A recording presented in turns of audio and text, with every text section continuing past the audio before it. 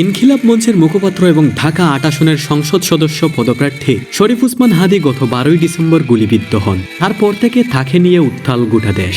অবশেষে তিনি আমাদের সবাইকে ছেড়ে চলে গেছেন না ফেরার দেশে। কিন্তু এই মুহূর্তে সবার মনে একটা প্রশ্ন জাগতে পারে, এত নাটকীয়তা হলো, কিন্তু এখনো কেন দেখা মিলল না শরীফ ওসমান হাদীর অর্ধাঙ্গিনীর? এই প্রশ্নটা জানতে হলে আমাদেরকে যেতে হবে শরীফ ওসমান হাদীর ব্যক্তিগত জীবনে এবং পরিবার পরিচয়ে।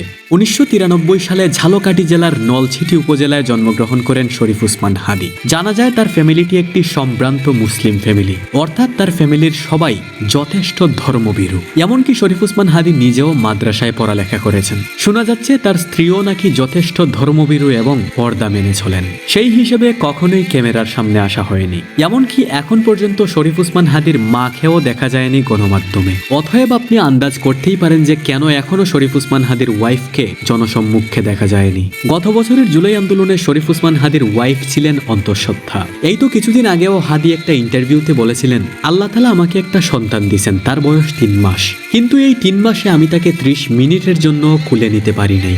আমার ওয়াইফ মাঝে মধ্যে আমার সন্তানকে বলতো, ইনকিলাব মঞ্চের মুখপাত্র তোমার সাথে দেখা করতে আসছেন। তবে তার সন্তানটা হয়তো বড় হওয়ার পর নিশ্চয়ই জানতে পারবে যে তার বাবা কতটা সাহসী একজন যোদ্ধা ছিল।